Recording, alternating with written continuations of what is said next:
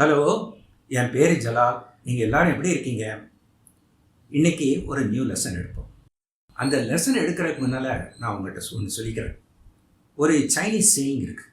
அது என்னென்னா, you tell me I May forget, you teach me I May remember, but if you involve me I will learn something. இதுக்கு என்ன அர்த்தம்னா, நீங்கள் எனக்கு சொல்லுங்கள், நான் அநேகமாக அதை மறந்துடுவேன். நீங்கள் எனக்கு டீச் பண்ணுங்கள், எனக்கு கற்பியுங்க, அப்போ ஐ மே ரிமெம்பர், எனக்கு ஞாபகத்தில் வச்சுக்கிறதுக்கு ஒரு சான்ஸ் இருக்குது. ஆனால் if you involve me I will learn something.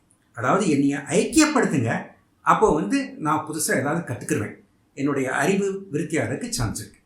அதை தான் நான் சொல்லிக்கிறேன். நீங்கள் இந்த வீடியோஸ்லாம் பார்த்துட்டு அப்படியே கேஷுவலாக இருந்துடாங்க. If you involve yourself, then you can learn a new language such as English within 6 months to 1 year.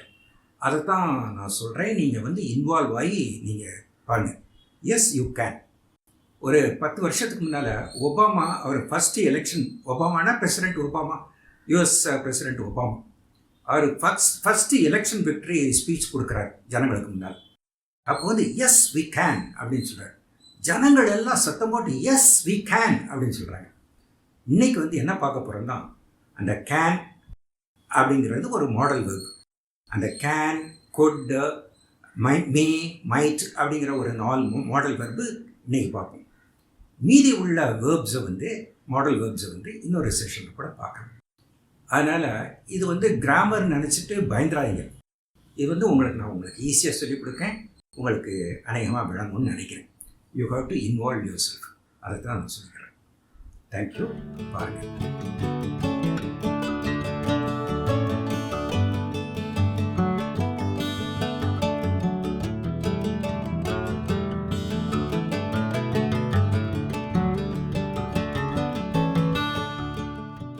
இந்த மாடல் வேர்ப்ஸ்னால் என்னென்னா, அதாவது can, could, may, might, shall, should, will, would, must, இதெல்லாம் மாடல் வேர்ப்ஸ். இதை use பண்ணி பேசினாலோ எழுதினாலோ அந்த English language ரொம்ப நல்லா இருக்கும். ஒரு பாசிபிலிட்டி, ப்ராபபிலிட்டி, சஜஷன் சொல்கிறதுக்கு இந்த வேர்ட்ஸ்லாம் ரொம்ப அவசியமாக இருக்குது. இது இல்லாமல் இங்கிலீஷை பேசவோ எழுதவோ முடியாது. இப்போ ஒரு 4 மாடல் வேர்ப்ஸ் பார்ப்போம். அதாவது கேன், குட், மே, மைட், இந்த 4 தான். இப்போ ஃபஸ்ட்டில் கேன் எடுப்போம். இந்த கேன்ங்கிறதுக்கு என்ன அர்த்தம்னா, ஒரு ability. I can do it, I can swim அப்படிங்கிறது ஒரு எபிலிட்டி. என்னால் நீச்சல் அடிக்க முடியும், ஐ கேன் ஸ்விம் அப்படிங்கிறது. நீச்சல் அடிக்க முடியலைன்னா I can not swim, I can't swim அப்படின்னு சொல்லலாம். இது எபிலிட்டி ஆர் இன்எபிலிட்டி, இதுதான். இப்போ ஐ கேன் ஸ்விம்ங்கிறது எபிலிட்டி, ஆனால் நீச்சல் அடிக்க முடியும். ஐ ஆம் ஏபிள் டு ஸ்விம் அப்படின்னு கூட சொல்லலாம். இந்த கேனை ஐ ஆம் ஏபிள் டு ஸ்விம் அப்படின்னு சொல்லலாம். சில பேர் என்ன செய்கிறாங்கன்னா, நிறைய பேர் I can able to swim அப்படின்னு சொல்கிறாங்க, இல்லாட்டா I can not able to swim அப்படின்னு சொல்கிறாங்க. இந்த கேனையும் ஏபிளையும் கம்பைன் பண்ணுறாங்க. அது செப்பரேட்டு, இது செப்பரேட். கேன் யூஸ் பண்ணும்போது ஏபிள்ஸ் யூஸ் பண்ணணும்னு அவசியம் இல்லை. இதை முக்கியமாக தெரிஞ்சு வச்சுக்கோங்க. அதுக்கு பிறகு கேன் யூஸ் பண்ணும்போது, ஃபார் எக்ஸாம்பிள் ஹீ ஸ்விம்ஸ்ன்னு வச்சுக்கோங்க. அந்த ஸ்விம்ஸில் எஸ் வருது, அந்த வேர்போடு சேர்ந்து எஸ் வருது. ஏன்னா ஹீ, ஷீ, இட் இதுக்கெல்லாம் ப்ரெசன்ட் டென்ஸில் பேசும்போது ஒரு எஸ் வரும். He goes to school, he swims, he plays cricket, and yes வரும். கேனுக்கு வராது, எந்த மாடல் வேர்புக்கும் வராது. He cans swimனு வராது, he cans playன்னு வராது, அந்த எஸ் வராது. இது ஒன்று தெரிஞ்சு வச்சுக்கோங்க. அதுக்கு பிறகு இந்த கேனு, வுட்டு, வில்லு இதெல்லாம் மாடல் வேர்ப்ஸ்ன்னு சொல்லியிருக்கேன். 2 மாடல் வேர்ப்ஸ் சேர்ந்து வராது. He will can swim அப்படின்னு வராது. அது தெரிஞ்சு வச்சுக்கோங்க. கேன்னா he can swim, அவ்வளோதான், சிம்பிளாக இருக்கணும். அதுக்கு பிறகு ஒரு கொஷின் கேட்குறீங்க, டூ யூ ஸ்விம்னு கேட்குறீங்க. நீங்கள் நீச்சல் அடிக்க முடியுமா அப்படின்னு கேட்குறாங்கன்னு வச்சுக்கோங்க. அது ஒரு கொஸ்டின். கேன் யூ ஸ்விம் அப்படிங்கிறது வேறு செப்பரேட் கொஸ்டின். 2க்கும் போட்டு மிக்ஸ் பண்ணுறாங்க சில பேர். டூ யூ கேன் ஸ்விம் அப்படின்னு கேட்குறாங்க. அப்படின்னு மிக்ஸ் பண்ணக்கூடாது. இதெல்லாம் ஒரு மைனர் ரூல்ஸு. அது போக போக தன்னை போல் வந்துடும். இது ஒரு கான்ஷியஸாக இது மிஸ்டேக்குன்னு தெரியணும்னு அவசியம் இல்லை. பழகுனா தெரிஞ்சிடும். அதனால் இந்த மாடல் வேர்ப்ஸ் போட்டு பேசுகிறதுக்கு எழுதுறதுக்கு பழகிக்குவாங்க. இப்போ கேனை பற்றி இன்னும் கொஞ்சம் பார்ப்போம். கேன் வந்து ஏற்கனவே சொல்லியிருக்கேன், ஒரு எபிலிட்டியை சொல்கிறது இல்லாட்டி இன்னபிலிட்டியை சொல்கிறது. கொஞ்சம் எக்ஸாம்பிள்ஸ் பார்ப்போம். ஏற்கனவே சொல்லிட்டேன், he can swim, he cannot swim அப்படிங்கிறத பற்றி சொல்லிட்டேன். One more example is he can play piano. Piano வாசிக்கிறதுக்கு முடியும். He can play piano. we can win the game next time அப்படின்ட்டு ஒரு கேப்டன் சொல்கிறார் பிளேயர்ஸை பார்த்துட்டு. அந்த டயத்தில் தோத்துட்டாங்க, but he's advising we can win next time அப்படின்னு சொல்கிறார். கேன் நம்மளால் முடியும். அப்புறம் you can learn to speak English in 6 months அப்படின்னு நான் சொல்கிறேன். நீங்கள் ஃபாலோ பண்ணிட்டு வாங்க, சின்சியராக படிங்க. You can speak English within 6 months. You கேன்கிற ஒரு ability. You are capable of learning the language in 6 months. You can speak English in 6 months. அது ஒன்று பார்த்துக்கணும். Next is can be used for giving or not giving permission. For asking for permission, could is better, can is not better. So can be used for giving or not giving permission. For example, you can use my car. You cannot talk loud in the library. So you can use my car is giving permission. You cannot talk loudly is not giving permission. Asking for permission, could is better, can is not better. Next modal verb is could. Could is simply the past tense of can. Could is used to describe ability or lack of ability in the past. Can என்ன சொன்னோம்? Can be used to describe ability or lack of ability in the present or future. Could is used to describe the ability or lack of ability in the past. இப்போ வந்து for example, she could dance well 5 years back. 5 years backங்கிறது past tense. She could dance well. Now, because she is married, she has got children, she lacks practice, she is unable to dance now. So 5 years back she was able to dance well.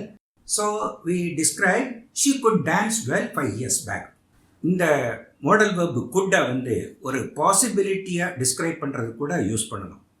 இது ஒரு எக்ஸாம்பிளோட சொல்கிறேன், அப்போ உங்களுக்கு சட்டுன்னு வழங்கிடும். இப்போ வந்து the other day my brother was coming to Madras from my native place by train. The train usually reaches at 6:10, that is 10 minutes past 6 o'clock. If one takes a cab or an auto rickshaw, he or she can reach home in 45 minutes, let us say by 7 o'clock. Till 7:30 my brother didn't turn up. So I was telling my people at home, the train could be late. That is why my brother didn't turn up till 7:30. The train could be late. I am not sure whether the train was late in fact or not. அதாவது train ஆக்சுவலாக லேட்டாக வந்துச்சா இல்லையாங்கிறது தெரியலை. I was only guessing that train could be late. ஒரு possibility, not certainty, ஒரு possibility. அந்த பாசிபிலிட்டியை describe பண்ணுறதுக்கும் குட்டை யூஸ் பண்ணலாம். அதுதான் நான் சொல்லிக்கிறேன். பிறகு பாஸ்ட் பாசிபிலிட்டியும் பற்றியும் சொல்லலாம். Suppose I say, if you had prepared very well for the examination, you could have passed அப்படின்னு சொல்கிறேன். You could have passed. நீ பாஸ் பண்ணி இருந்திருக்கலாம், நீ வந்து எக்ஸாமுக்கு சரியாக ப்ரிப்பேர் பண்ணியிருந்தா அப்படின்னு சொல்கிறேன். So it is a past possibility. அதுக்கும் குட்டை யூஸ் பண்ணலாம்.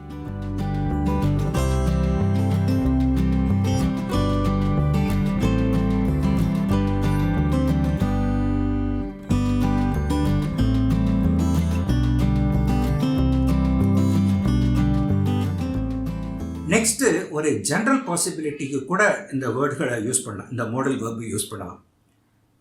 Suppose it's raining cats and dogs, which means it's pouring down, it's raining heavily.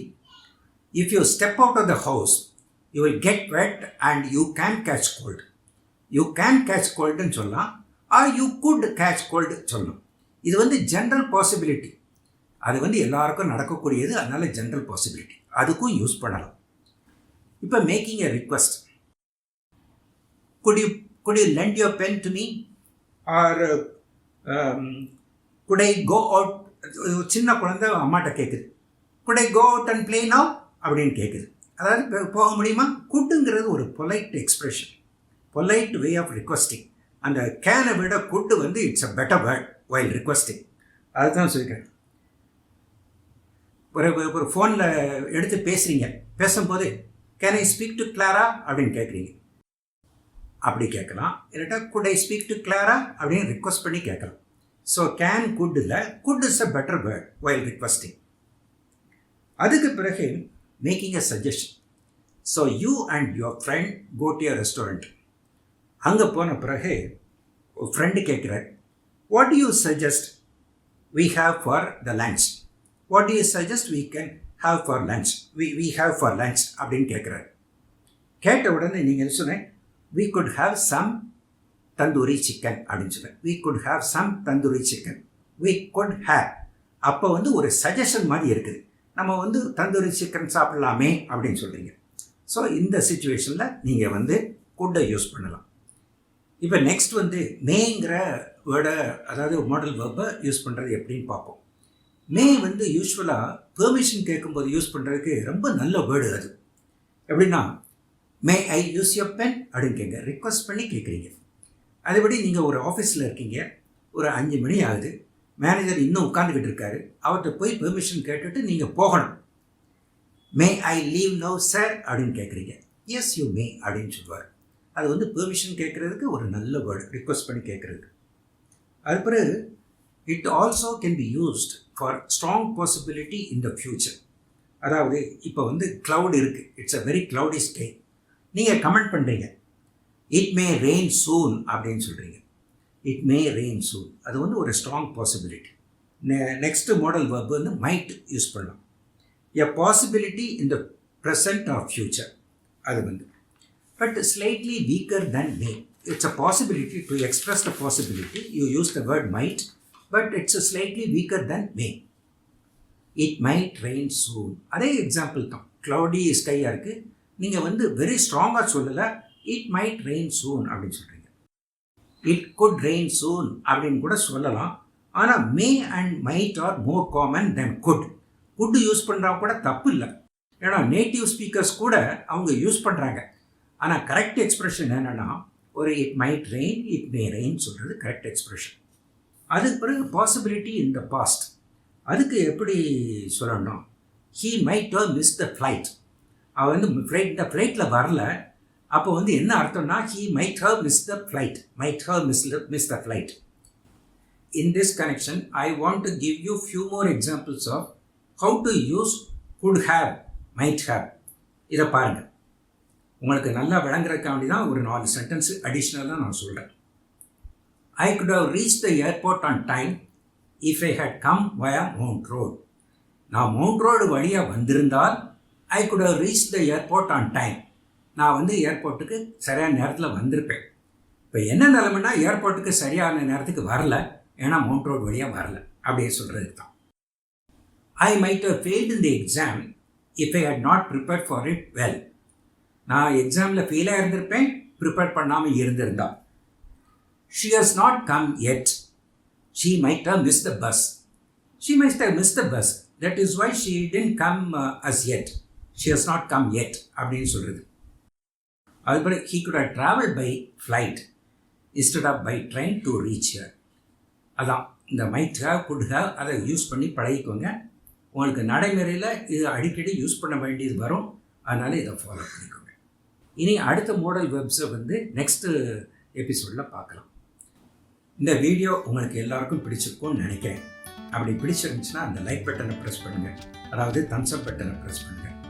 பிறகு உங்கள் ஃப்ரெண்ட்ஸுகளுக்குள்ளேயும் ஷேர் பண்ணிக்கோங்க. அதுக்கு பிறகு இது போல் உள்ள வீடியோக்கள் நீங்கள் அடிக்கடி பார்த்து நல்ல இங்கிலீஷை எரர் ஃப்ரீ இங்கிலீஷாக, அதாவது தப்பு இல்லாமல் நீங்கள் பேசுகிறதுக்கும் எழுதுறதுக்கும் நீங்கள் பழகிக்கோங்க. அதனால் என்னுடைய வீடியோக்களுக்கு நீங்கள் சப்ஸ்கிரைப் பண்ணுங்கள், நீங்கள் பாருங்கள். Thank you very much.